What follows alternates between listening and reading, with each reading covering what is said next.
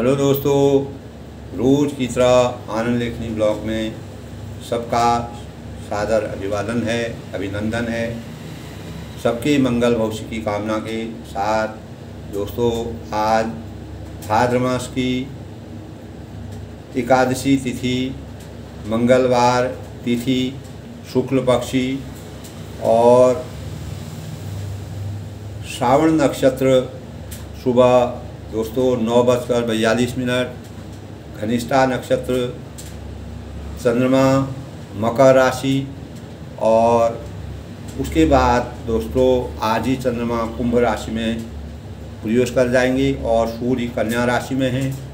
अभिजीत मुहूर्त है दोस्तों सुबह 11:48 से दोपहर 12:36 और राहु काल दोस्तों 3:13 से 4:43 तक राहु काल का समय है। राहु काल के समय दोस्तों हमें किसी भी प्रकार के शुभ कार्यों से बचना चाहिए, शुभ कार्य नहीं करने चाहिए, क्योंकि राहु की दशा होती है, थोड़ा विघ्न बाधाओं का डर रहता है। इसलिए ये समय निर्धारित किया गया है दोस्तों। हमारे ज्योतिष शास्त्र के अनुसार इस प्रकार की बातें हैं। अभिजीत नक्षत्र मुहूर्त दोस्तों क्या होता है? अभिजीत नक्षत्र में हम जो भी कार्य करते हैं वह हमेशा सफल होते हैं और दोषों का हम अनेक प्रकार के गुण दोषों जो हमारे विकार हमारे जीवन में होते हैं वह जो है हमेशा के लिए समाप्त हो जाते हैं और शुभ फलों का जो तक अभिजीत मुहूर्त होता है दोस्तों। और सूर्य ठीक इस समय सिर के ऊपर सूर्य विराजमान हो जाते हैं। अभिजीत मुहूर्त की बेला जब हमारे ऊपर होती है तो हमें अनेक प्रकार की सकारात्मक ऊर्जा की प्राप्ति होती है दोस्तों। आज मंगलवार का दिन, भगवान हनुमान जी का दिन और इस दिन हनुमान जी का अगर काफ़ी लोग जो हैं हनुमान जी का व्रत, मंगलवार का व्रत अवश्य करते हैं। काफ़ी लोग जिनका शरीर सही है, कार्य करता है, जिनको शरीर की अपने पाचन तंत्र को भी वैज्ञानिक दृष्टि से भी अच्छा माना गया है और जिनके ग्रहों में दोस्तों हमारी जन्म कुंडली में मंगल कमज़ोर होता है तो उन लोगों को मंगल का व्रत अवश्य करना चाहिए दोस्तों। तो भगवान की यानी मंगलवार को हनुमान जी की कृपा बरसती है हमारे जीवन में। यदि हमारी कुंडली में मंगल से जुड़े किसी प्रकार के भी दोष होते हैं तो वह हमेशा के लिए समाप्त हो जाते हैं। इस प्रकार के दोस्तों हमारे पौराणिक जो व्यवस्था है, मंगलवार बजरंगबली का दिन और उनका इसी दिन जन्म हुआ था और हनुमान दर्शन और व्रत, हनुमान चालीसा का पाठ हमारे कष्टों का निवारण करता है। अनेक प्रकार की केसरी नंदन और अंजनी पुत्र जिनको कहा जाता है कि कुल हनुमान जी का जन्म हुआ था के कुल में। हिंदू चैत्र मास की पूर्णिमा के दौरान मंगलवार को हनुमान जी का जन्म हुआ था, इसीलिए कहते हैं दोस्तों मंगल को जन्मे मंगल ही करेंगे।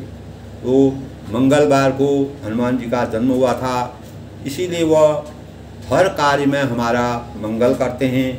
अगर हम मन से और अपने विचारों की शुद्धता से और हनुमान जी का ध्यान करें, हनुमान चालीसा पढ़ें दोस्तों, हमारे अनेक प्रकार के हमारे जीवन में जो भय होते हैं, कष्ट होते हैं, विषाद होते हैं, किसी प्रकार का कष्ट आने वाला होता है तो कष्टों को हटने वाले हैं।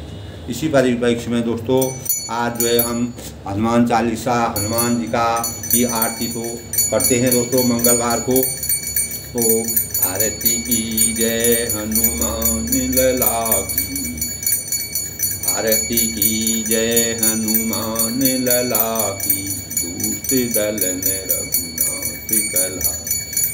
आरती की जय हनुमान लला की, जाके बल से गिरिवर कांपे, लोग शोक जाके निकट न आए। अंजनी पुत्र महाबलदाई, संतन की प्रभु सदा सहाई। देवीरा रघुनाथ पठाए, लंका जारी सिया सुदिलाए। लंका सो कोटि समुद्र सिखाई, जात पवन सुत बारन लाई। लंका जारी असुर संहारे, सिया राम के काज सवारे। लक्ष्मण मूर्छित पड़े संहारे, आन सजीवन प्राण उतारे। बैठी पाताल तोरी अमकारे, अहि रावण की भुजा उखाड़े। बाएं भुजा असुर दल मारे, दाहिने भुजा संत जनता। आरती की जय हनुमान लला की, सुर नर मुनि आरती उतारे। जय जय जय हनुमान उतारे। कंचन थार कपूर की छाई, कंचन थार कपूर की छाई। आरती करत अंजना आई, जो हनुमान जी की आरती गावे, जो हनुमान जी की आरती गावे। बसी वैकुंठ परम पद पावे, बसी वैकुंठ परम पद पावे। आरती की जय हनुमान लला की, दुष्ट दलन रघुनाथ कला की।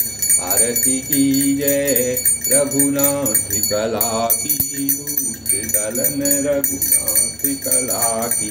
आरती की जय रघुनाथ कला की, दुष्ट दलन रघुनाथ कला। इस प्रकार दोस्तों आज जो है मंगलवार के दिन में भगवान हनुमान जी का स्मरण करना चाहिए। और आरती अगर आप कर सकें, हनुमान चालीसा पाठ कर सकें और तो वह बहुत ही शुभकारी होता है। हनुमान जी को दोस्तों सबसे बड़ी बात है, चमेली का तेल और सिंदूर मिला करके उनको आप अर्पण कीजिए और उनके चोले पर चढ़ाएं। और पान के पत्ते भगवान को बहुत ही, पान के पत्ते 5 पत्ते पान के और 5 पीपल के हनुमान जी पर अगर आप चढ़ाएंगे मंगलवार को, प्रति मंगलवार को, जिनके भी ग्रहों में या जन्म पत्रिका में कुंडली में हनुमान जी कमज़ोर हैं, अगर कोई बताते हैं कि आपका हनुमान यानी आपका मंगल कमज़ोर है, हमारे उसमें दोस्तों 3 मंगल होते हैं, 3 जगहों पर मंगल होते हैं। उन मंगलों को, मंगल में अनेक प्रकार के शुभकारी ग्रह भी होते हैं, अच्छे भी होते हैं। हमारा जन्म काल जब होता है उसी के अनुसार हमारा पूरा जीवन वृत्तांत चलता है। तो किसी चीज़ का भी दोस्तों विकल्प होता है। अगर हम सही भगवान हनुमान जी का व्रत करें, पूजा करें, प्रसादी और मंदिर में जा कर के आप प्रसादी चढ़ाएं। और ख़ास तौर से चमेली, सुगंध की चीज़ें हनुमान जी को बहुत ही पसंद हैं दोस्तों। और अमंगल को हमारे जीवन में शुभ का संचार करने वाले और अमंगलों को हरने वाले हैं, दोषों से हमारी मुक्ति करने वाले हैं। और दोस्तों ख़ास तौर से मंगल के दिन क्या नहीं करना चाहिए, मंगल को हमको पश्चिम दिशा की ओर यात्रा नहीं करनी चाहिए। यदि किसी को बहुत ही ज़रूरी है तो दिशा मूल माना जाता है दोस्तों, दिशा मूल होता है, दिशा मूल माना जाता है पश्चिम दिशा को जाना।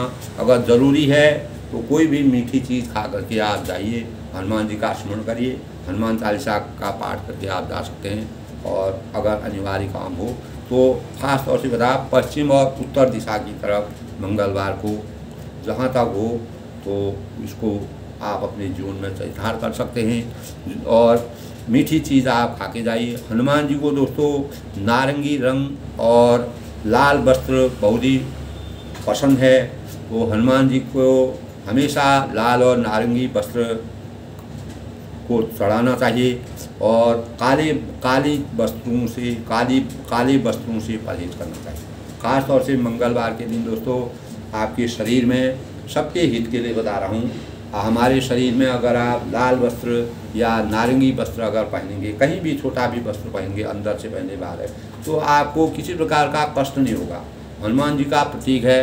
दोस्तों हमारे शास्त्रों के अनुसार, हमारे संस्कारों में, हमारे जो विधि विधान हैं उसमें कुछ न कुछ शुभकारी लक्षण होते हैं, इसीलिए इस प्रकार की बातें बताई जाती हैं। ये हमारे जीवन को नकारात्मकता से सकारात्मक की ओर ले जाते हैं। इससे हमारा जीवन में अगर कोई फ़ायदा नहीं होता है तो कभी नुकसान भी नहीं होता है। तो दोस्तों भगवान का स्मरण करने से हनुमान जी ने, देखिए मैंने हनुमान चालीसा पढ़ी, हनुमान जी ने क्या क्या किया, कैसे समुद्र पार किया, लक्ष्मण जी को शक्ति लगी और शक्ति को जो है उन्होंने कैसे वह संजीवनी बूटी के लिए सुसेन वैद्य को बुला के लाए, और अनेक जगह उन्होंने सीता जी का, जब अहिरावण जो है रामचंद्र जी को पाताल लोक में ले गए, ये भी कहानी है दोस्तों। तो वहाँ पर हनुमान जी उनको सुरक्षित रूप से बचा के लाए, और अनेक प्रकार के किस प्रकार से उनको उन्होंने लंका दहन किया, और किस प्रकार से उन्होंने समुद्र पार किया, किस प्रकार से उन्होंने सीता जी की के पास पहुँचे, और अनेक प्रकार के रामचंद्र के दूत बन करके उन्होंने अपने जीवन में इस प्रकार के पुण्य के कार्य की। भगवान ने उनको पूरा जो अपना स्वरूप था उसको उनमें विलीन कर दिया। उसी स्वरूप के कारण जो है हनुमान जी में अपार शक्ति का संसार होता है। दोस्तों भगवान भी उन्हीं को शक्ति देते हैं, मानव मात्र के लिए भी है। दोस्तों हमारे जीवन में बल है, विद्या है, बुद्धि है, कोई भी चीज़ हमको तभी प्राप्त होती है जब ऊपर वाले का आशीर्वाद होता है। ऊपर वाला ये समझता है, यही भाव होते हैं दोस्तों कि ये जो है इस व्यक्ति में इस बात को ये परिपूर्ण रूप से कर सकता है, इसमें ये सामर्थ्य है। जैसे कोई बड़े पद पर जाता है, बड़े पद पर अगर वह अपने कर्तव्य का निर्वाह किस प्रकार करता है, और कर्तव्यों के निर्वाह के अनुसार परमात्मा ने इस सृष्टि में अनेक प्रकार के जीवों को पैदा किया है, वह अपने कर्तव्यों का, इसी प्रकार भगवान रामचंद्र जी ने परम ब्रह्म परमेश्वर मर्यादा पुरुषोत्तम भगवान रामचंद्र ने सुग्रीव से कहा, वानरों से अपनी मित्रता की, और इसी मित्रता से और हनुमान जी से उनकी मित्रता लगी, हनुमान जी से उनका वह हुआ। फिर सीता जी का जो हरण हुआ था वह सीता जी का पता लगाया। तो इस प्रकार से दोस्तों हनुमान बलशाली हैं और वह बल के शक्ति के प्रतीक हैं। तो हम जितना भाव अंदर से प्रेम भाव जगाएंगे अपने मन में, तो उसी से हमारे मन में दोस्तों अनेक प्रकार के अच्छे भावों का संचार होगा। हमारे अंदर जो नकारात्मकता होगी, गलत सोच है, किसी के प्रति ईर्ष्या है और किसी के प्रति बैर भाव है, गलत कल्पना है, किसी के दुख, किसी को परेशान करने की भावनाएं हैं, उनका हमेशा के लिए समाप्त हो जाते हैं दोस्तों। अनेक प्रकार की हमारे जीवन में नकारात्मक ऊर्जा भी होती है। हमारे शरीर में अनेक प्रकार के दोस्तों नकारात्मक ऊर्जा होती है, जिससे हमें ईर्ष्या की भावना पैदा हो जाती है। मानव मात्र है, ऐसे ही भगवानों के समय से इस प्रकार की बातें हैं। जैसे इंद्र थे, इंद्र को अनेक प्रकार से जो है ईर्ष्या के कारण ही सूर्य देवता के नाम राक्षसों को, इस प्रकार से इंद्र ने अनेक प्रकार से अपने भावों को, ईर्ष्या के भाव देवताओं में वह किए। और गणेश जी को वक्रतुंड की कहानी जो आपने पढ़ी होगी दोस्तों, तो विद्यमान थी जब हमारी कुंडली में चंद्रमा कमज़ोर होते हैं। ये निश्चित है दोस्तों, हमारी कुंडली में अगर चंद्रमा कमज़ोर होते हैं तो कुंडली में कमज़ोर चंद्रमा होने से हम जो है हमारे मानसिक रूप में गिरावट आ जाती है। हमारे मानसिक में अनेक प्रकार के गलत भावों का संचार हो जाता है और हमें किसी के प्रति ईर्ष्या के भाव पैदा हो जाते हैं, जिससे हम हर चीज़ को नकारात्मक रूप में सोचते हैं। तो उसी के से हमारे अंदर अनेक प्रकार की ईर्ष्या भाव, दूसरों की बुराई, इस प्रकार के भाव आ जाते हैं। कोई मनुष्य की गलती नहीं है दोस्तों, ये हमारी कुंडली में विराजमान होता है। हमारी जिसमें हम पैदा होते हैं, कोई ग्रह अगर हमको परेशान करना चाहता है तो उसके मस्तिष्क में उसी प्रकार की नकारात्मकता के भाव पैदा हो जाते हैं। ईर्ष्या से हमारा दोस्तों, दूसरों की ईर्ष्या करने से हमारा मानसिक रुग्णता, हमारी अवहेलना का पात्र बन जाता है। अनेक प्रकार की कठिनाइयों के जंजाल में हमको फैला देता है और हमारे मन में अनेक प्रकार की ऐसी भावना का समावेश हो जाता है, जिससे हम हर एक चीज़ को, कोई हमारे लिए अच्छा भी बोलता है वो भी हमको बुरा जैसा लगता है। तो दोस्तों, तो रोज़ जो है सुगंधित वस्तुओं से प्रेम करिए और नमः शिवाय का जाप करिए। तुलसी की माला, अगर किसी को बहुत गुस्सा आता हो, नाराज़गी आती हो, किसी से गलत भाव आते हैं, किसी के प्रति तुच्छ भावनाओं का समावेश होता है, तो इसके लिए मात्र एक ही विकल्प है दोस्तों। हम अपनी नकारात्मक, जब चंद्रमा हमारा कमज़ोर होता है तो नकारात्मकता को दूर करने के लिए, समाज में ईर्ष्या के भावों को समाप्त करने के लिए, दया के भावों को प्रेरित करने के लिए, सबके लिए समभाव पैदा करने के लिए हमको नमः शिवाय के अलावा और कोई चीज़ नहीं है दोस्तों। नमः शिवाय का जाप करिए, हनुमान चालीसा का पाठ करिए। तुलसी एक पवित्रता की प्रतीक होती है, तुलसी की माला धारण कीजिए, तुलसी की माला का जप करिए। यह जो है दोस्तों, हमारे ये चीज़ें हमारी पवित्रता की द्योतक होती है। और हमारे अंदर, किसी भी मनुष्य के अंदर नकारात्मक ऊर्जा हो सकती है, तो उसको हमको दूर करने के उपाय करने चाहिए। और गलत भाव, हम अच्छा भी सोचते हैं तो कहीं ना कहीं से हमारे अंदर कोई ऐसा विकल्प मिल जाता है जिससे हमारे अंदर गलत भावों से हम नकारात्मकता की ओर चले जाते हैं। तो उसके लिए दोस्तों भगवान शिव का जाप करना और हनुमान जी पर सुगंधित चीज़ों को चढ़ाना और तुलसी की माला का जप करना, तुलसी की माला पहनना, इससे हमारे जीवन में नकारात्मकता, जो ऊर्जा हमारी नकारात्मक होती है वह सकारात्मक में परिवर्तित होती है। दोस्तों हमारे वेद शास्त्रों में जिसको हम मानते आए हैं, इस प्रकार के भाव हैं और अनेक प्रकार के दोस्तों हमें राहत मिलती है।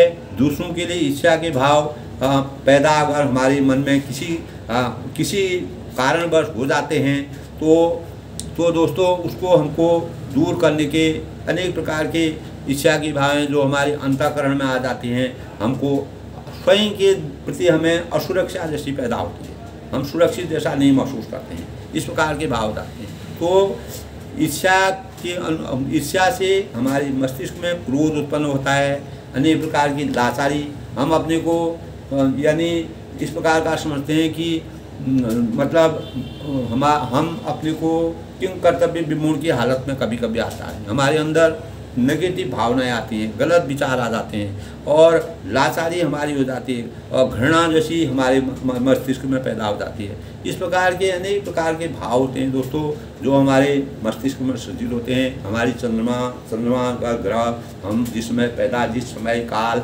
घड़ी में हम पैदा होते हैं, उस समय जो है हमारे जो ग्रह बैठे रहते हैं, उन ग्रहों में अगर कोई कमी होती है दोस्तों, आज भी अनेक लोग बताते हैं, बड़े विद्वान लोग जो बताते हैं, जो ज्योतिष शास्त्र के प्रखंड है, वो लोग उसका समाधान बताते हैं। किसी का चंद्रमा अगर कमज़ोर है तो उसको क्रोध आ सकता है, गुस्सा जल्दी आ सकता है, किसी के प्रति थोड़े में ही उसमें घृणा के भाव हो जाएंगे और कोई अच्छा कर रहा होगा उससे ईर्ष्या पैदा हो जाएगी। और सबसे बड़ी बात यह है दोस्तों कि ईर्ष्या हमको कब पैदा होती है, जब हम आपस में तुलना करने लगते हैं।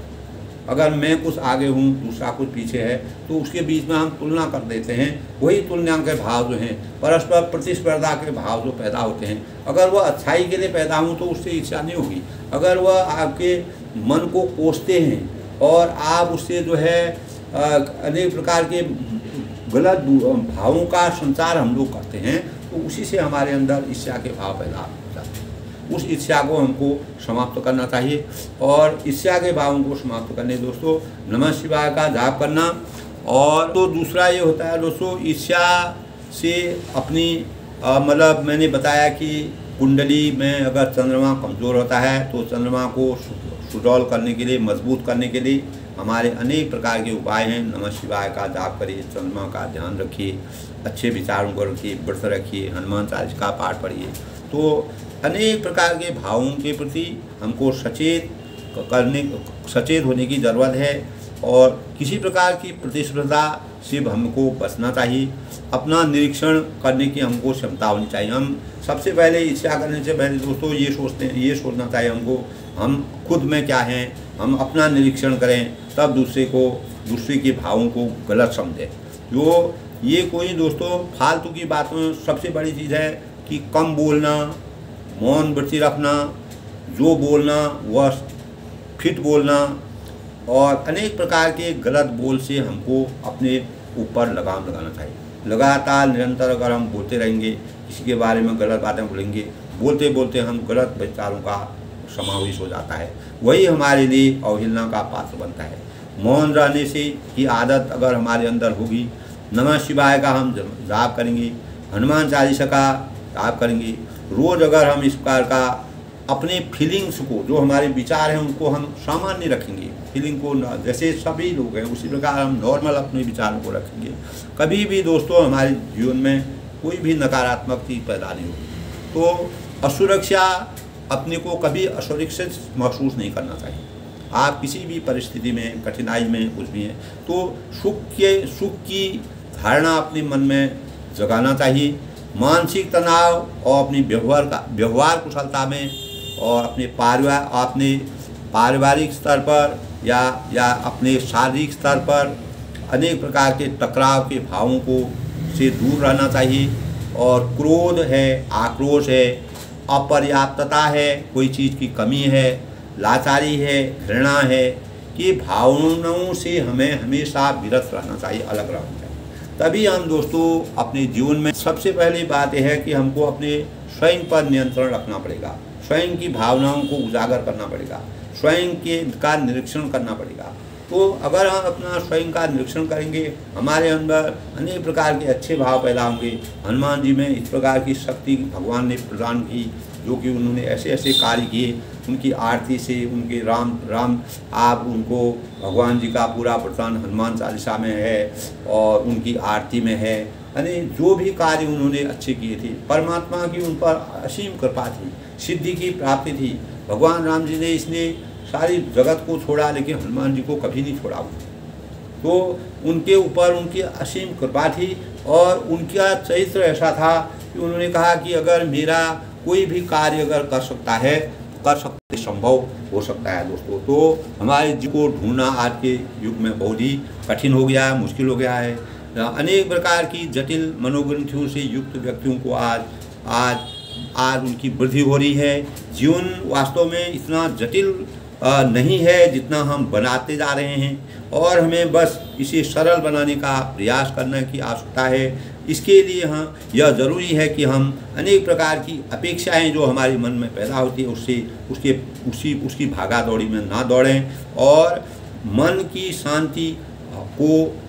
शांति को बनाने का प्रयास करें, सरल रहें, खुद को भी पूरी तरह से स्वीकारें और दूसरों की बात को भी उसी प्रकार सुनने का हमारे अंदर आभास। और सबसे बड़ी बात है कि ऐसे लोग जो हैं, जो इस प्रकार के विचारों के लोग होते हैं, वे लोग प्रकृति प्रेमी होते हैं। प्रकृति से उनका जुड़ाव होता है, प्रकृति के भावों को वह मानव जीवन में सोचते हैं, उसके बारे में सोचते हैं और गैर ज़रूरी चीज़ों पर ध्यान कभी नहीं देते हैं, जो अनावश्यक चीज़ है उनमें ध्यान नहीं देते। इस प्रकार के लोग खुद का ख्याल रखते हैं, खुद लोग जो है खुद का मैं क्या बोल रहा हूँ, क्या कर रहा हूँ, अपने ऊपर हर बात का निरीक्षण करते हैं, अपने ऊपर देखते हैं। भौतिक वस्तुओं को पाने की चाहत से वे कभी नहीं उलझते हैं, किसी प्रकार की भौतिक बातों में वो नहीं फंसते हैं। तो दोस्तों अनेक प्रकार की जो महत्वाकांक्षाएँ चीज़ें होती हैं वह हमारे अंदर कभी हावी, इस प्रकार के व्यक्तित्व के आदमी में कभी हावी नहीं हो सकते। हम अनेक प्रकार से हम हमेशा मानसिक शांति का एहसास करते हैं, स्वास्थ्य लाभ उठा सकते हैं। यही हमारी अमूल्य संपदा का सबसे बड़ा द्योतक है। मौलिक व्यक्तित्व को उजागर करने की यही सबसे अच्छी अभिधारणा है और इसी कारण हम सादा जीवन, उच्च विचार से अपने जीवन को आराम से व्यतीत कर सकते हैं। और दोस्तों जब तक हम अपने को महत्वाकांक्षाएँ चीज़ें हैं, दूसरे की इच्छा करना है, दूसरों से कंपैरिजन करना है, तुलना करनी है, अच्छी बातों का तुलना करिए, तो उसी से हमारा जो जीवन है दोस्तों सकारात्मक बन सकता है। यही राम राज्य जो है, राम राज्य से हमको राम मर्यादा पुरुषोत्तम भगवान राम जी से प्राप्त होता है। दोस्तों मैं रामायण की पंक्तियों पढ़ने से पहले इस प्रकार के भाव इसलिए कहता हूँ कि प्रेरणा के स्रोत हमको कहीं से भी मिलते हैं, हमको उसको प्राप्त करना चाहिए। दोस्तों मैं भी प्राप्त करता हूँ, अगर मेरे को एक बच्चे से भी कुछ मिलता है मैं उससे भी कुछ सीखने की कोशिश करता हूँ। छोटे छोटे बच्चों से मैं सीखने की कोशिश करता हूँ कि इनके अंदर क्या भाव है। तो इस प्रकार से हमको प्रेम भाव को जागृत करना चाहिए और अपने व्यक्तित्व को उजागर करना चाहिए।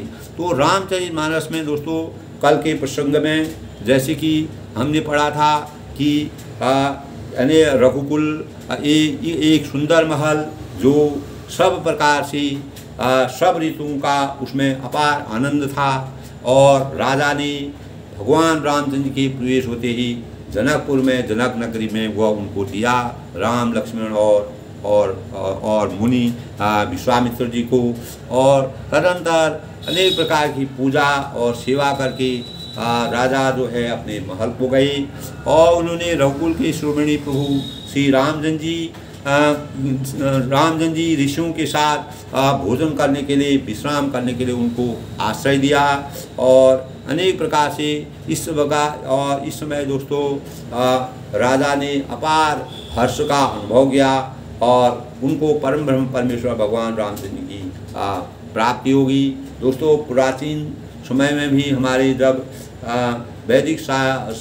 वैदिक युग में भी हमारे जीवन में इस प्रकार के भाव आते हैं और उसका क्या निर्णय होता है वो भी हमारे सामने आते हैं। अच्छाई और बुराई हमारे जीवन में हमेशा रहती है, लेकिन अच्छाई की जीत होती है, सत्य की विजय होती है, सत्य ही आगे तक बढ़ता है, असत्य जो है धीरे धीरे समाप्त हो जाता है।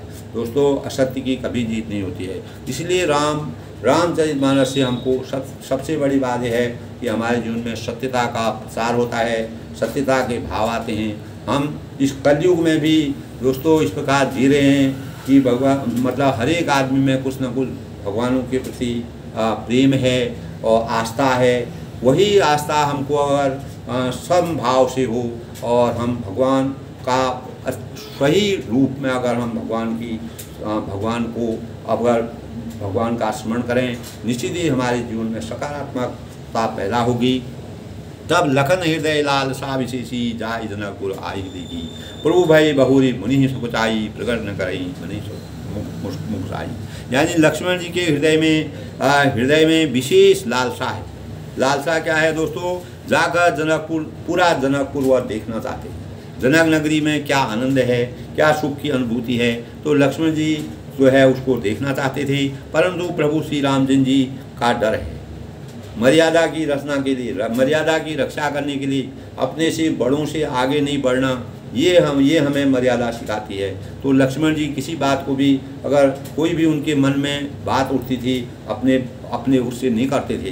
जब तक रामचंद्र जी की आशीर्वाद उनको नहीं मिलता है, उनकी आज्ञा नहीं मिलती है, तब तो वह किसी कार्य में आगे नहीं बढ़ते थे। यही मर्यादा दोस्तों आज भी हमको जीवित रखनी है।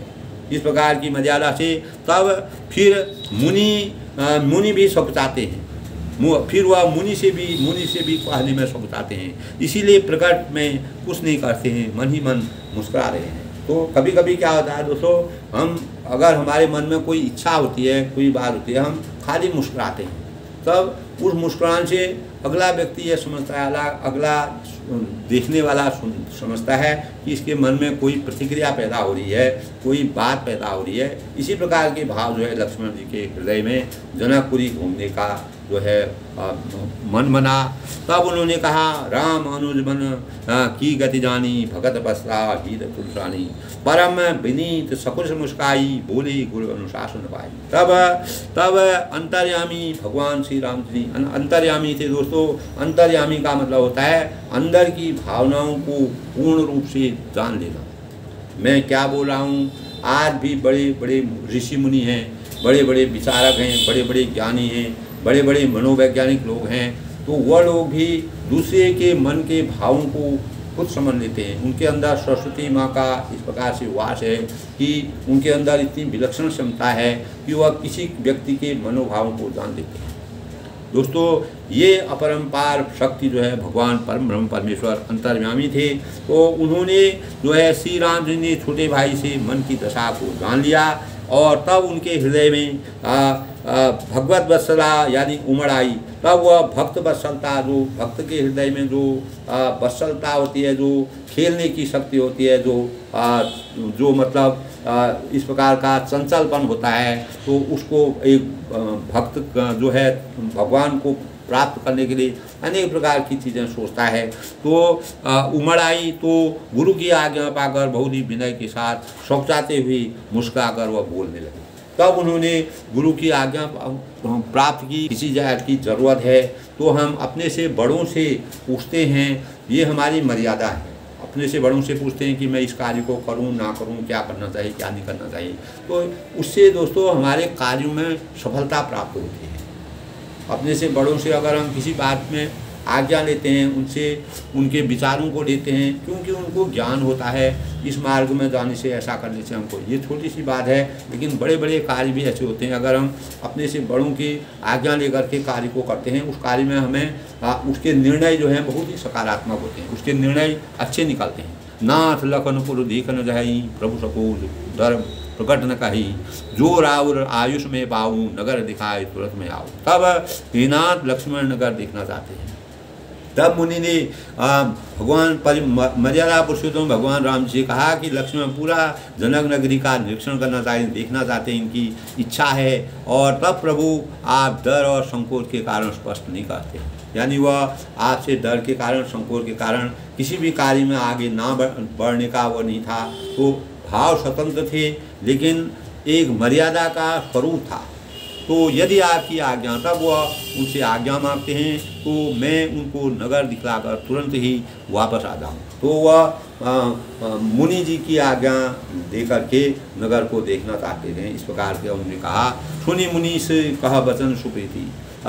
तब राम और लक्ष्मण की बातों को मुनि ने सोचा और मुनि से उन्होंने आज्ञा ली कि ये पूरा नगर देखना चाहते हैं तो हमको आज्ञा दीजिए। तब सुनी मुनि सु कह वचन सुप्रीति, कह राम तुम राखो नाती, धर्म शीत पालक तुम ताता, प्रेम विवर शुभ सेवक शुभदाता। तब यह सुनकर मुनीश्वर विश्वामित्र ने प्रेम सहित वचन कहे, हे राम तुम नीति की रक्षा कैसे न करोगे, यानी आप नीति के रक्षा करने वाले हैं, नीति की मर्यादा को जानने वाले हैं, कैसे न करोगे हिता, तुम धर्म की मर्यादा का पालन करने वाले हो, प्रेम के वशीभूत होकर सेवकों को सुख देने वाले हैं। इस प्रकार का आपका व्यक्तित्व है। आप इस संसार में परब्रह्म परमेश्वर के रूप में मनुष्य की रक्षा के लिए पैदा हुए।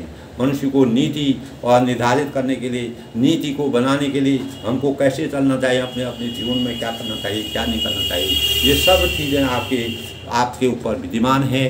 तब जाय देख आवो न करूँ सुख निदान दो भाई, करहूँ सुफल सबकी नहीं न सुंदर वदन। तब उन्होंने कहा कि सुख के निधान दोनों भाई जाकर नगर को दिखाओ। तो उन्होंने स्वतंत्रता दी थी, बिना मुनि की आज्ञा के दोनों भाई ना ही जा सकते, जबकि वह परम ब्रह्म परमेश्वर थे। लेकिन अपने से बड़े थे, उम्र में बड़े थे, और भले ही वह परम ब्रह्म परमेश्वर पूरे ब्रह्मांड के देव थे, लेकिन वहाँ पर उन्हें मनुष्य रूप में अवतार लेकर के विश्वामित्र जिस प्रकार की मर्यादा का वर्णन किया जाता है, मर्यादा के अनुसार चलाया जाता है, इसी प्रकार हमारे पारिवारिक बंधन में भी, परिवार में, हमारे समाज में, हमारी राजनीति में, हमारे धर्म में इस प्रकार की दोस्तों मर्यादा बनी हुई है। हर आदमी का अपना स्थान है, वह अपने बुद्धि के अनुसार उसको जो सिद्ध प्राप्ति होती है, जो उसको ज्ञान होता है, उसके ज्ञान का प्रयोग करके हम उनकी आज्ञा लेकर के किसी कार्य में आगे बढ़ने की कोशिश करते हैं। तब मुनि जी ने उनको, विश्वामित्र मुनि ने उनको सहर्ष सुख से निधान दोनों भाई जो हैं सुंदर सुख दिखलाकर नगर निवासियों को नेत्र को, यानी जो भी अगर आप इस नगर में घूमेंगे, जाएंगे, इसका निरीक्षण करेंगे, अपार छवि की प्राप्ति होगी और अनेक मानव जीवन को इसका कल्याण मिलेगा, अनेक लोग आपको देख पाएंगे और भगवान के दर्शन होंगे। तो मुनि जी इस बात को स्पष्ट रूप से बोलते हैं कि आपके अंदर जो दिव्य शक्ति है, भगवान के अवतार है, पूरा देखेंगे, इतने लोगों को आप मोक्ष प्राप्त करेंगे। मुनि पद कमल बंद लोभा था, चले लोचन श्रोता, बालक वृंद देख अति शोभा, लगे संग लोचन मन लोभा। यानी तब लोगों के नेत्रों को, सारे पूरे जो वहाँ के वासी थे, नगरवासी थे, उनके नेत्रों को, उनके नेत्र जिस प्रकार चंद्रमा जो है चकोर जो है उसको, चंद्रमा चकोर पक्षी जो है वह चंद्रमा को निरंतर लगातार दिखा रहता है टक नगर से, उसी नज़र से, उसी प्रकार वहाँ की जो प्रजा के लोग थे वह भी उनको दुहाने लगे और दोनों भाई मुनि के चरणों की वंदना करके चले गए और बालकों के झुंड इन सौंदर्य की अत्यंत शोभा देकर साथ लग गए और उनके नेत्र और मन उनकी माधुरी पर लुभा गई। अनेक प्रकार के लोग जो हैं उनके सौंदर्य को देख के, उनकी आभा को देख के, उनके रूप रंग को देख करके, उनके शील को देख करके, उनके शरीर के दिव्य रूप को देख करके सब लोग उनसे बहुत ही प्रभावित हो गए, आनंदित हो गए, खुश हो गए, अपार हर्ष का उनको अनुभव हो गया। प्रीति वसन परिकट कटिमा था, चारु चाप सरसोहत था, तन अनुहरत सुचंदन कोरी श्यामल गौर मनोहर जो। तब दोस्तों उनकी माया का, उनकी वास्तविकता का, उनके दिव्य दर्शन का वर्णन तुलसीदास जी मर्यादा की रचना के लिए जनकपुर में जब वह चारों तरफ घूमने के लिए जाते हैं, जनकपुर का दृश्य देखना चाहते हैं, जनकपुर की अनेक अद्भुत छवि का वर्णन करना चाहते हैं, छवि को देखना चाहते हैं, तो दोनों भाइयों ने पीले रंग के वस्त्र पहन कर, पीला रंग शुभ माना जाता है दोस्तों, और कमर में पीले दुपट्टे से तरकस बांधे हैं, हाथों में सुंदर धनुष बाण सुशोभित हैं, श्याम और गौर वर्ण के शरीर के अनुकूल अर्थात जिन पर रंग का चंदन और अधिक उस पर रंग अनेक प्रकार से रंग जो है सुशोभित हो रहा है, सुंदर चंदन की फौर लगी हुई है, चंदन का उन पर टीका लगा हुआ है और सांवरे और गोरे बड़े ही मनोरम दोनों की जोड़ी इस प्रकार लग रही है, मान लो साक्षात ऊपर से भगवान उतर करके आए। भगवान ही थे, परम ब्रह्म परमेश्वर थे, लेकिन मनुष्य रूप में अवतार लिया था। लोग उनकी दिव्य शक्ति, उनकी आभा मंडल इस प्रकार का था, तो सब लोग उनको निखरते निखरते उनको देखते ही देखते रह गए। तो दोस्तों के हरिकंदन भाव विशाला पूरे अतिरुचि नागमणिमाला सुभग सोन सरसी रोह रोचन बदन मयंक ताप त्रिय मोचन, यानी सिंह के समान उनके पूरे व्यक्तित्व का, उनके पूरे शरीर का वर्णन कर रहे हैं। तो तुलसीदास जी ने इस प्रकार से वर्णन किया है, सिंह के समान पुष्ट गर्दन थी, सिंह जो जैसा होता है, और गले पर पिछला भाग है और गर्दन गले का पिछला भाग जो है वह विशाल भुजाएं हैं और चौड़ी छाती है और अत्यंत सुंदर गज मुक्ता की माला उन्होंने पहनी हुई है। और गज मुक्ता यानी हाथी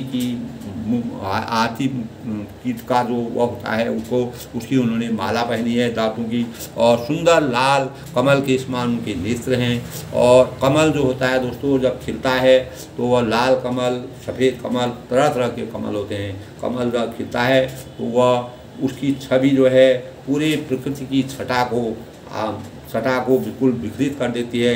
कमल जो है सबसे प्रसिद्ध पुष्प माना जाता है दोस्तों। तो कमल के समान उनके नेत्र थे, और यानी इतना तेज उनके नेत्रों, उनकी आँखों में था, तीनों तापों को छुड़ाने वाले, दैहिक भौतिक तापों को छुड़ाने वाले और चंद्रमा के समान सुख देने वाले। चंद्रमा इतने सुंदर दिखते हैं, चंद्रमा की छवि जब पढ़ते हैं कहते हैं इसका ये चंद्रमा के समान सुंदर है। कहीं बार भी दोस्तों जब हम किसी का तुलनात्मक अध्ययन करते हैं तो चंद्रमा का ध्यान करते हैं। चंद्रमा इतना शीतल है और चंद्रमा की छवि इतनी सुंदर दिखती है। जब सूर्य की छाया चंद्रमा में पड़ती है, सूर्य का प्रकाश पड़ता है, तो चंद्रमा जो है चंद्रमा अद्भुत रूप में दिखाई देता है। तो उसी प्रकार उनका शरीर भी दोस्तों उसी प्रकार था। कान निकंडल जब जनकपुरी में, जनक नगरी में विचरण करने के लिए गए मुनि की आज्ञा पा करके, तब लोग उनके शरीर का आनंद उठा रहे हैं और अपार हर्ष से फूले न बरसा रहे हैं और अनेक प्रकार के भाव उनके अंदर प्राप्त हो रहे हैं। परम ब्रह्म परमेश्वर भगवान रामचंद्र के सबको दर्शन हो रहे हैं। कानन कनक फूल सभी देखी, चितवन चितई चोरी दुन नहीं, चितवन चार भ्रुकुटी वर बाकी, तिलक रे शोभा नहीं। यानी कानों में सोने का वर्ण फूल है, कर्ण फूल है। कानों में सोने का कर्ण फूल है, अत्यंत कर्णफूल उसको कानों में जब लगाया जाता है, जब चूड़ामणि संस्कार होता है तब जो है कानों में जो है उनका कर्णफूल लगाए जाते हैं। और देखते ही देखते चित्त में मन सभी लोगों के चित्त को हृदय कोई बेला को चुरा रहे हैं, सबके मन को अपनी ओर आकर्षित कर रहे हैं। और उनकी चितवन दृष्टि जो है, उनकी नज़र जो है बड़ी मनोहर है, बड़ी अपरंपार है। और भौहें जो है उनकी तिरछी हैं।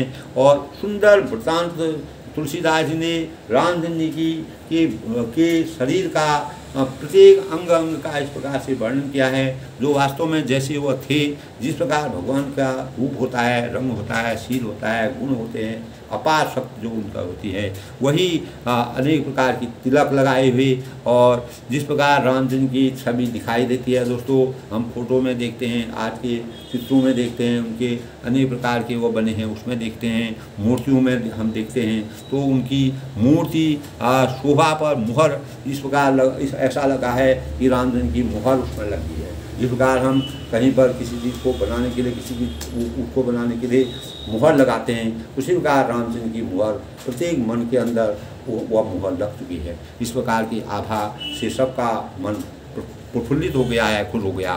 रुचिर चौतनी सुभग सिरो मे चकचुन चित खीस नक्श सुंदर बंद दो शोभा सकल।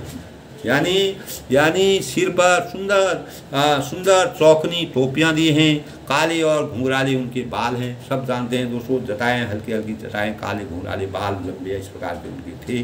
दोनों भाई नख से लेकर के नाखून से लेके पूरी शिखा तक, एड़ी से चोटी तक सुंदर और सभी शोभा जहाँ चाहिए वैसी थी। यानी जिस प्रकार की शोभा भगवान की शक्ति में होती है, वही उस प्रकार की शक्ति परम ब्रह्म परमेश्वर में पूरी विराजमान थी। जो जनक नगरी के जो लोग थे, जो वहाँ के वासी थे, वो उनकी अद्भुत छवि का वर्णन कर रहे हैं, उनकी अद्भुत छवि की शोभा का अपने मन में ध्यान कर रहे हैं। भगवान के दर्शन हो रहे हैं, भगवान के दिव्य दर्शनों का तुलसीदास जी ने मर्यादा की रचना के लिए अनेक प्रकार भाव से जनकपुरी में जब वो विचरण करते हैं, उन्होंने सब देखा। देखत नगर भूपति आई, समाचार पूर्वासिन आई, हाय धाम काम कर त्यागी मनोरंग।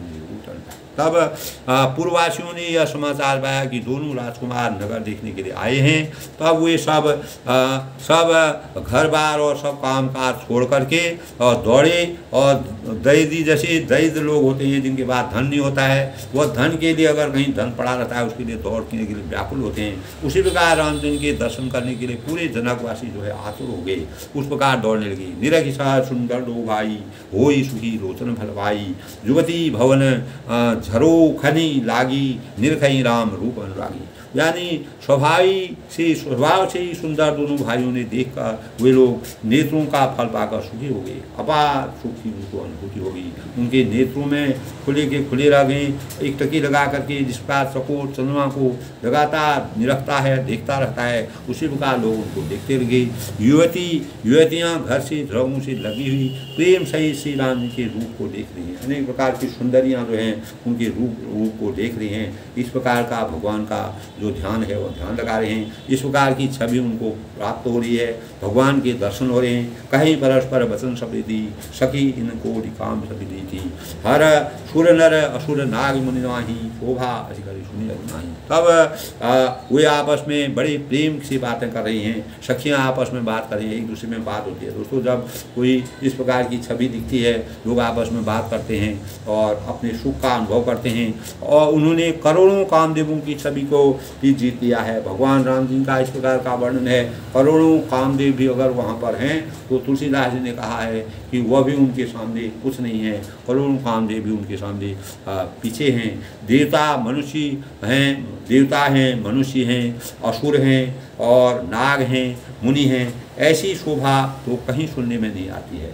और कहीं भी इस प्रकार के हम अनेक प्रकार के लोगों को, देवताओं को देखा, सूर्य को देखा, असुरों को देखा, नाग को देखा, गंधर्व को देखा, सभी लोगों में किन्नर को देखा। किसी में भी इस प्रकार की भगवान राम जी जैसी छवि नहीं है। सब लोग अपार हर्ष का आनंद उठा रहे हैं, अपार सभी का दर्शन कर रहे हैं और उस प्रकार के दर्शन से सब लोग मगन हो रहे हैं। तब विष्णुचारी भुज विधि भुजचारी विकट भी मुख पंचपुरारी अवर देव अशको न आई, यह सभी सखी पट तरी नानी। यानी भगवान विष्णु की 4 भुजाएं। रामचंद्र जी जो है दोस्तों विष्णु के अवतारी थे। विष्णु के अवतार, उन्होंने मनुष्य रूप में भी अवतार लिया, विष्णु के अवतारी थे। और ब्रह्मा जी के 4 मुख होते हैं दोस्तों। विष्णु भगवान की 4 भुजाएं होती हैं, ब्रह्मा के 4 मुख होते हैं और शिव जी के विकट भयानक वेश होते हैं। उनको शिव जी जो हैं अनेक जटा होती है और शिव जी के पूरे शरीर में भस्म लगा रहता है और चंदन लगा रहता है, चाँद होता है, जटाएं होती हैं। इस प्रकार का गंगा का प्रवेश, जहाँ से गंगा का उद्गम हुआ तो शिव जी की जटाओं से गंगा का उद्गम माना जाता है दोस्तों।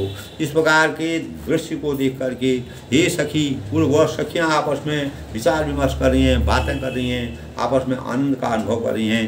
कहती हैं दूसरा देवता भी कोई ऐसा नहीं है जिसके साथ इस छवि की उपमा, यानी इसका तुलनात्मक अध्ययन अगर हम किसी दूसरे से इसकी उपमा, इस छवि की उपमा, इस छवि की उपमा करते हैं तो यह जो है किसी और देवता में विद्यमान है। ब्रह्मा हैं, विष्णु हैं, महेश हैं, उनमें भी इस प्रकार की छवि नहीं है। ब्रह्मा के जो 4 सिर हैं और विष्णु जो हैं वह उनकी भुजाएं हैं, 4 भुजाएं हैं और शिव जो हैं निरंकार हैं और उनकी जटाएं हैं और गंगा जिनके शरीर से निकलती है उनके अंदर भी इस प्रकार की छवि हमको नहीं मिलती हैं। इस प्रकार की छवि से परम ब्रह्म परमेश्वर इस प्रकार के विराजमान वाले, इस प्रकार की शक्ति के, इस प्रकार का विशालकाय शरीर, इस प्रकार का दिव्य शरीर हमने आज तक नहीं देखा। ये वहाँ के नगरवासियों में बातचीत है। वय किशोर सुषमा सदनो श्याम गौर उग्नाम अंग अंग पर्वा बार्यही कोटि कोटि शतकाम। यानी उनकी किशोर अवस्था है और वह किशोर रूप में वहाँ पर गए हैं दोस्तों। किशोरावस्था जानते हैं, किशोरावस्था में खेलने का होता है, देखने का होता है, अनेक प्रकार के कार्यों को करने की अनुभूति होती है और उसमें लोग में चंचलता होती है और अनेक भाव होते हैं। हर कार्य को करने की प्रेरणा होती है, अच्छा बुरा सब कार्यों को करने की इच्छा होती है, क्या करके क्या होता है और एक प्रकार की उत्कंठा होती है इस अवस्था में दोस्तों। तब इनकी किशोर अवस्था है, वे सुंदरता के घर हैं, इतना सुंदर उनको, इतना सुंदरता के वह अनन्य भंडार हैं और सांवले और गोरे रंग के तथा सुख के धाम हैं। यानी जिनको भी उनके दर्शन हुए वह अपार सुख की प्राप्ति उनको होगी, उनको किसी चीज़ की भी प्राप्ति। जब परम ब्रह्म परमेश्वर मर्यादा पुरुषोत्तम भगवान रामचंद्र की के दर्शन तुलसीदास द्वारा विरचित इस प्रकार से है तो उनके अंग अंग में करोड़ों अरबों कामदेव भी निशावर कर देते हैं। अनेक अरबों कामदेव भी उनके लिए समर्पित हो जाते हैं, वह भी उनके लिए तुच्छ हैं, कुछ नहीं है। तो इस प्रकार से सखियाँ जो हैं आपस में आनंद उठा रही। कहूँ सखी अस्कोत अंधारी जो न मोह कर रूप निहारी, कोश प्रेम बोरी मधुबानी जो मैं सुना रोशनों से हारी। ये सखी कहो ऐसा कौन शरीरधारी होगा जो इस रूप को देखकर मोहित नहीं होगा। सारी जो भी नगरी के लोग हैं सब लोग आनंद का अनुभव कर रहे हैं, कोई ऐसा नहीं होगा। अर्थात यह रूप जड़ चेतन सबको मोहित करने वाला है। जड़ हो, चेतन हो, जिसमें चेतना हो, जिसमें चेतना नहीं हो, यानी सब प्रकार के लोगों को आनंद देने वाला है। और कोई उनकी सखी प्रेम से ही कोमल वाणी से बोली, हे सयानी मैंने तो सुना है, इसे सुनो। अब एक सखी उनसे कहती है कि मैंने इनके बारे में जो सुना है, जो इनका रूप वृत्तांत सुना है उसको सुनो। ये 2 दशरथ की ढोटा बाल मराल ही के कल छोटा जोटा मुनि कौशिक के रखवारे जिनरन अजित निशाचर मारे। ये दोनों राजकुमार, अब वह सखी उनके वृत्तांत को बता रही हैं, आपस में वार्तालाप हो रही हैं, तब भगवान के स्वरूप का वर्णन कर रही हैं कि ये दोनों राजकुमार जो है महाराज दशरथ जी के पुत्र हैं। दशरथ की महाराजा दशरथ के पुत्र हैं।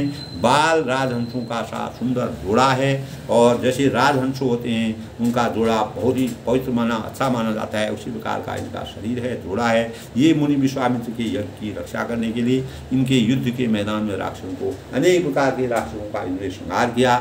उन्होंने वास्तव में उस सखी को पूरा वृत्तांत उनको मालूम था, उनके बारे में पूरा वृत्तांत उन्होंने सभी सखियों को, सभी साथियों को बताया। श्याम गात कल कुंज विलोकत कुमारी कौशल्या सुखानी नाम राम धनुषाय गमन। यानी जिनका श्याम शरीर और सुंदर कबल जैसे नेत्र हैं, जो मारिच और सुबाहु के मद को चूर करने वाले हैं।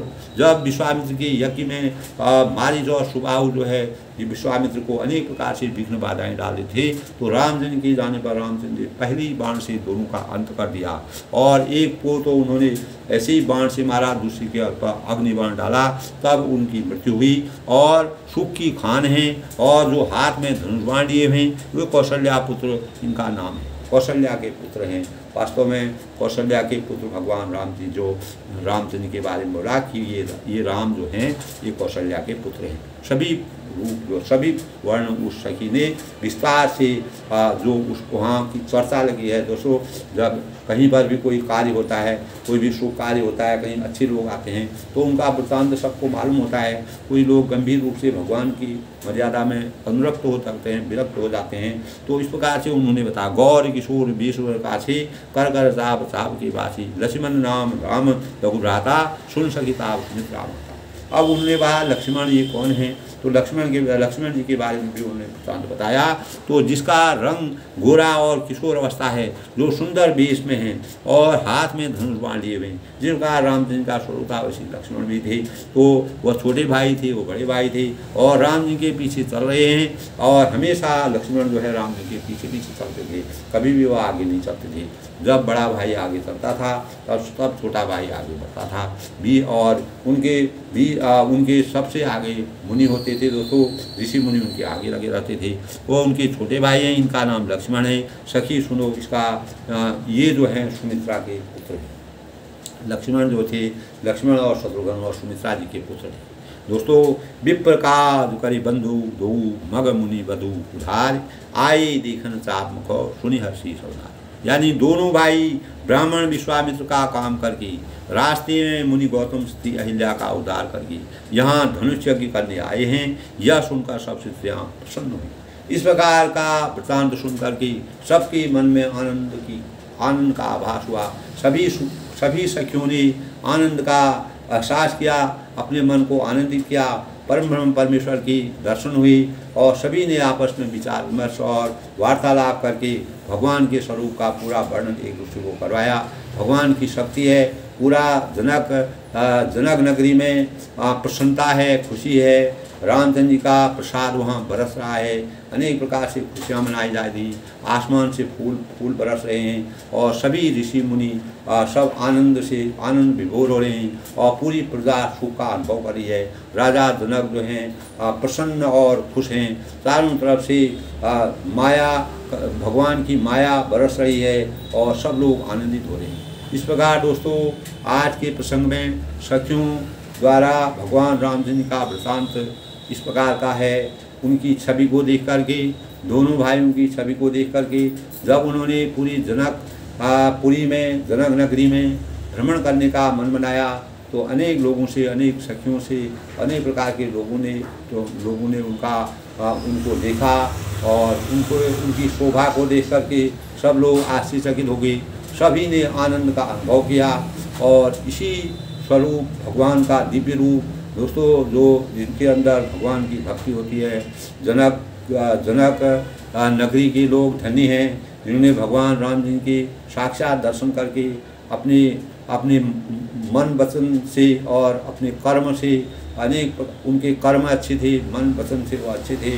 इसी प्रकार भगवान के दिव्य दर्शन को प्राप्त हुई। दोस्तों, परमात्मा ऐसे प्राप्त नहीं होते हैं। अनेक साधक लोग हजारों साल साधना करने पर परमात्मा के दर्शन नहीं होते हैं।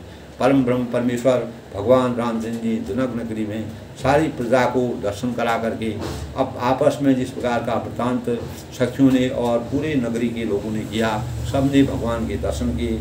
और इसी प्रसंग के साथ दोस्तों, आगे का प्रसंग अब वो स्वयंवर के लिए वहाँ आए हुए हैं। इस प्रकार का उनके मस्तिष्क में, सखियों के मस्तिष्क में आ रहा है।